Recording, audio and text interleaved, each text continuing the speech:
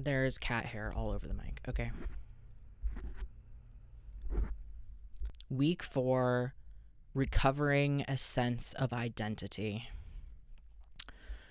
This week was transformative in a way that was scary and pretty uncomfortable to accept.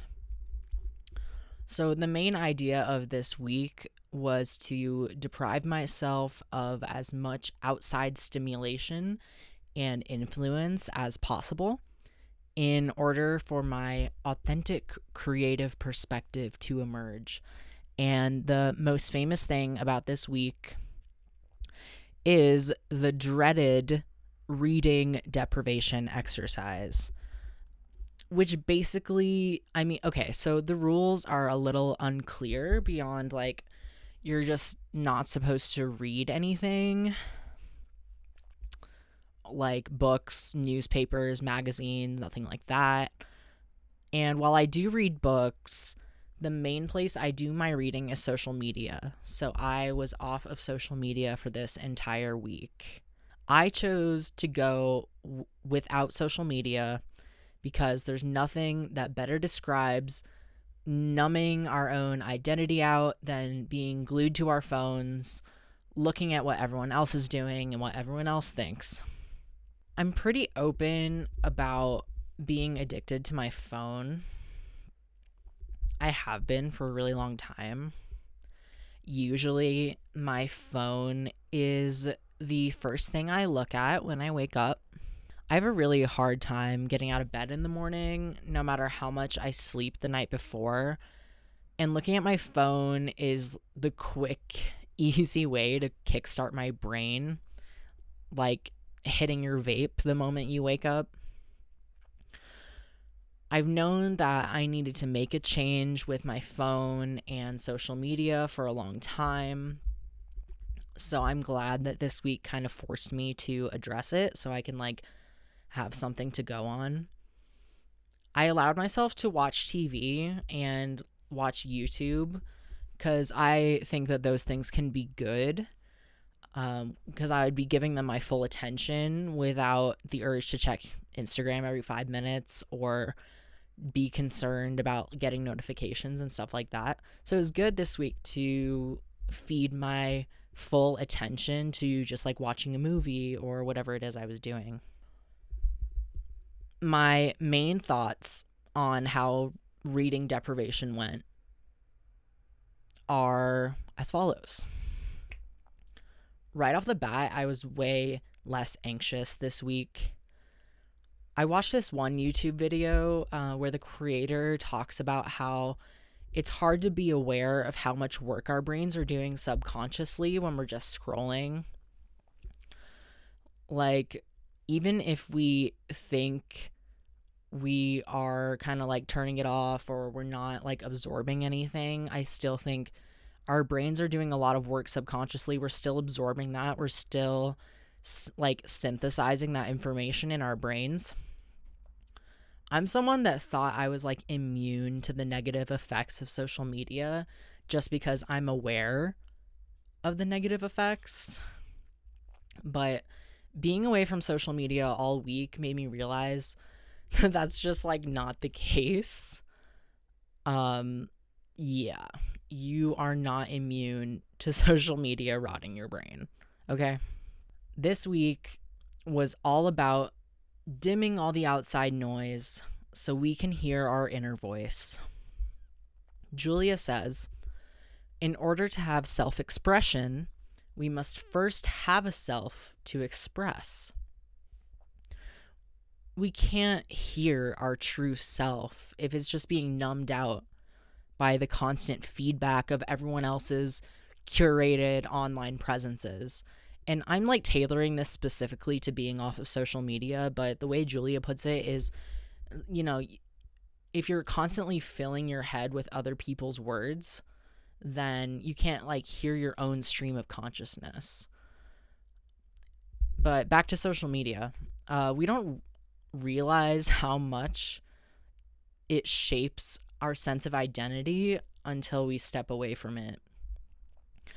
And it got me thinking this week, like, who am I without the constant influence of other people, corporations, advertising? Because I love to like avoid advertisements and stuff like that, but I still am consuming it. Like, I'm still looking at it. Like, my brain is still processing it. Like, who am I without this constant stimulation?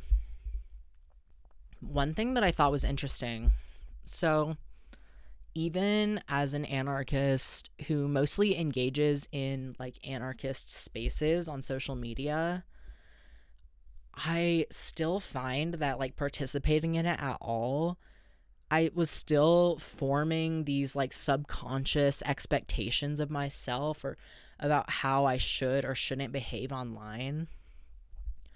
So even in like anarchist spaces, which are usually pretty outwardly against social media, there's no escaping that assigned identity that happens from being on the internet and social media especially. It's even more pronounced on the drag side of social media. It's like what's everyone doing? Who's hanging out with who's going to be in what shows, who's in, who's out, like who's a freak, who's a bitch, who's canceled, who's commenting on whose posts and what are they saying. It is fucking exhausting. It's exhausting. Even as someone who feels at least somewhat sure of who I am and what my values are, I still feel it like poisoning my mind. Like, it still seeps through. And suddenly I'm like angry or anxious about what someone thinks of me when I don't even know them. Like, stepping away from those parasocial relationships has been really helpful for my social anxiety in general. I still used my DMs to communicate with people for utilitarian purposes, like making plans and stuff like that.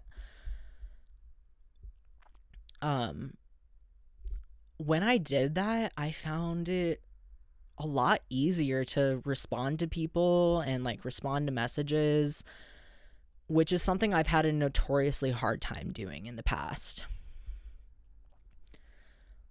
I hope that after this week, I'll be able to move forward with using social media in a way that is less detrimental to me, and instead just using it as the tool that it is to actually connect with people and have a digital gallery of my art and my perspectives. I really want to make an effort to be off of social media more. So, what did I do without the constant drivel spewing into my brain? I felt my creative self start to rear its head. To move towards who I actually am, I needed to find myself in all the noise. So, since I was forced to be bored and had to find stuff to do, I found myself rediscovering creative projects that I abandoned years ago, but I suddenly felt really excited to start them back up again. Like, I know I shouldn't have, but I was kind of looking through my old notebooks. I wasn't reading them too much, okay? And I found the plans for this really cool art project that I started working on again, and I wouldn't have, I would have totally forgotten about that if I hadn't been like, okay, like, I'm bored, I guess I'll organize my bookshelf. When you find that creative voice inside, when you find even a sliver of that identity, that's where the genuine work starts to happen. Julia says we can't have a self-expression without a self to express. Once we find that self to express, we start to create originally. Julia says we become original because we become something specific an origin from which work flows. And I took that to mean when we find specificity in our identity and who we are, we start to make something new, something that is genuinely coming from us. It's a genuine perspective that no one else has. No one else could give that same perspective once you draw that true identity up out of yourself. On the other side of all of this, finding that specificity and that originality in the self also leads to the death of our shadow self. As we gain or regain our creative identity, we lose the false self we were sustaining. The self that is created for the benefit of other people.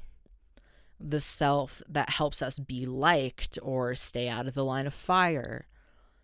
The self that is guided by the negative core beliefs and is constantly obsessed with avoiding discomfort or change. The self that keeps us stuck because it's safest that way. I really started to experience the death of this self this week more than ever before. It was starting like when I started this journey, and it's been the most intense that it has been this week. It's been a roller coaster of emotions. I feel like I'm losing control. I'm going into this uncharted territory, and I don't know where I'm going. I don't know where I'm going to pop out. Like, I don't know what I'm doing at all. I didn't realize how much of my identity was tied to like other people. I didn't realize how much energy was going into sustaining this shadow self, and now I'm just so tired of it. Like, I literally can't go another day living like that. I can't. But it's scary because I don't know what the fuck I'm doing. I don't know where I'm going. Julia says that this stage will feel a bit like walking away from a car crash. Our old vehicle is totaled. Our old self is dead. We don't have a new vehicle yet. We don't know where the destination is going to be, but we have to keep walking. She says, our old life has crashed and burned. Our new life is not yet apparent. Just keep walking. This corresponds a lot with the work I've done up to this point. I have to have faith that my creativity will lead me out of this weird limbo thing that's happening. Like, where I'm going is not apparent yet. I have to have faith that my creativity will lead me. That discovering my true identity and my authentic self will lead me to where I want to go. Because at this point, that's literally all I have to go on. And it feels so scary. It feels really fucking scary. Like, I've jumped off the deep end, and I've come too far to go back the way I came, but I can't see where I'm going, and I just have to keep moving to survive. It feels really scary, but more and more, the most terrifying thing to me is for my life to just be what other people want it to be. Like, nothing is more terrifying to me than things staying the way they are right now. So I have to keep moving. Like, I have no choice. All I have faith in right now is the feeling that I need to keep going. A feeling. It's just pure intuition. Trusting myself 100% that I'm on the right path. I'm trusting a feeling. How can I explain this type of faith to anyone who hasn't experienced it? That's the scariest part for me, is I'm doing this completely alone. Like, yes, I have friends, I have my partner, I have my spiritual support, but ultimately this is a solo journey. I have support, but I'm the one who's alchemizing into something else. I'm the one experiencing the growing pains. I am the only one who has this faith and has like this message inside that I just need to keep going. I feel like I'm genuinely losing my mind a little bit, but I don't care. My old mind has been what's been holding me back the whole time. Like, maybe I need to lose my mind so I can form a new one. This week was a lot of ranting. I don't really like have a ton prepared, but that's just like because the emotional experience was more important to me this week than like the tasks and stuff like that. But I did my morning pages every day because I wasn't going on my phone when I first woke up, so I wasn't getting distracted. Like, the morning pages were what I needed to wake my brain up. And it worked. And, you know, Julie was talking about once you're accustomed to the morning pages, you start to like get really grumpy if you don't do them. And it's literally true. Like, what is this witchcraft? What is this witchcraft? Oh my God. It's actually insane. But I'm really proud that I did those morning pages every day this week because they have really been helping me emotionally, like not carrying my anxieties with me throughout the whole day, which is like just draining my energy in the background. I went on a little artist date today. I went hiking somewhere where I've never been. There's a lot of hiking around where I live, and I just wanted to go somewhere where I've never been. And it was lovely. I am not a huge fan of hiking itself, but I love being out on the land. I love being out in nature, so I kind of just have to like accept that that's what I have to do to like see the land and stuff. I got some lovely blisters on my feet, but that's okay. I'll include some pictures that I took. They're kind of crappy, but whatever.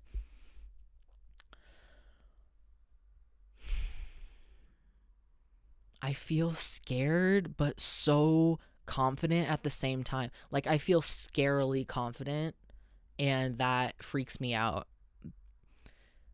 because it's really true that like all of my negative like thoughts and all of these like negative thought patterns were making me feel safe. Like, they were making me feel comfortable. Even though it felt uncomfortable to think them, they were still making me feel safe because then I don't have to do anything that would put me outside of that like negative thought spiral that I already know so well. And this newfound confidence, I'm like, I feel like different. I don't know how to explain it. If I look crazy right now, that's fine. Like I said, I can't explain it to anyone who isn't experiencing it or hasn't experienced it because it's such a personal thing to me, but I can do my best to try to put into words what has been going on with me this last week. Next week is about recovering a sense of possibility, which I think is going to go very well with this newfound confidence and motivation that I have. I'm still feeling really optimistic. Like, it's scary, but in a good way. I don't really have anything else to report. That was just me ranting and raving madly for half an hour. So enjoy, and I'll be back next week for more.